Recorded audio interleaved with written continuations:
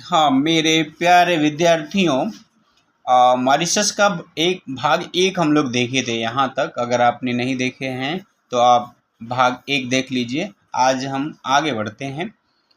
लेखक जो है मॉरिशस में पहुँचे थे और उनके चश्मे का एक जो है ना कील एक गिर गई थी, जिसको इन्होंने भारत की कहा गया है कि अप्रतिम टेक्नोलॉजी अर्थात जुगाड़ से उसे उन्होंने काम चलाऊ कर दिया।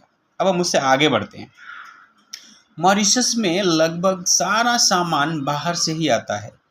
मॉरिशस हिंद महासागर के दक्षिण पश्चिम में स्थित, दक्षिण पश्चिम मतलब साउथ वेस्ट में स्थित एक प्राकृतिक द्वीप माना जाता है, क्योंकि यहाँ से निकटतम भूखंड मेडागास्कर 500 मील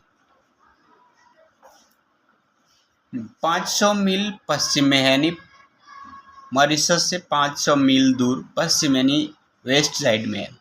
अफ्रीका का पूर्वी समुद्र तट 1265 मील, मुंबई 2875 मील और ऑस्ट्रेलिया का समुद्र तट 3625 मील की दूरी पर है।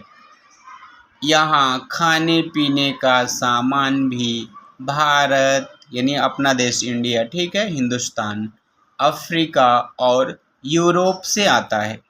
अभी हमने जो पढ़े यह एक इस पाठ का महत्वपूर्ण प्रश्न का उत्तर है कि मॉरिशस से कौन कौन से देश किधर हैं और कितनी दूरी पर हैं। तो अभी जो हम पढ़े ना अब तक, यही इसका उत्तर है, ठीक से याद कर लीजिएगा। आगे देखिए, यह भी एक महत्वपूर्ण प्रश्न का उत्तर है। यहाँ की 90% यानी 90% ज़मीन पर गन्ना बोया जाता है, यानी शुगर कैन की खेती होती है। पूरे द्वीप में जहाँ तक दृष्टि जाती है, यानी मतलब हम जहाँ तक देख सकते हैं, गन्ना ही गन्ना, यानी केवल गन्ने की खेती होती। और ये भाग 2 वीडियो, चूँकि जो एक मेरा बड़ा ही प्रिय छात्र कई दिन से कह रहे थे दूसरा भाग बनाइए और मैं भूल जाता था, तो आज भी उन्होंने कहा और इसलिए मैं अभी याद आया कि चलो भाई ज़रा हम मदद कर देते हैं, बच्चे की हेल्प हो जाए और बच्चा ज़रा खुश हो जाए। खैर, आय का दूसरा साधन पर्यटन है। पर्यटन मतलब ट्रांसपोर्टेशन। लोग आते हैं जाते हैं, तो उनके आने जाने से वहाँ के लोगों को फ़ायदा यानी इनकम होता है, क्योंकि लोग रहेंगे तो कुछ खाएंगे खरीदेंगे, आएंगे जाएंगे तो वहाँ के ट्रांसपोर्ट यूज करेंगे तो किराया देंगे। खैर, मॉरिशस का नैसर्गिक सौंदर्य, नैसर्गिक मतलब प्राकृतिक, ठीक है, नेचुरली, सौंदर्य यानी ब्यूटी, नेचर ब्यूटी। तो प्राकृतिक सौंदर्य है ही इतना आकर्षक यानी इतना सुंदर है कि उसे निहारने के लिए यानी देखने के लिए सारी दुनिया से पर्यटक आते रहते हैं। कभी यहाँ चीनी बनाने की 300 मिलें थी, अब बड़ी क्षमता वाली यानी सबसे बड़ी 18 मिलें हैं, यानी केवल 18 हैं। पहले कितनी थी? 300, अब कितनी है? 18। पहले 340 मील, अब खाली 18 को बड़ी सब।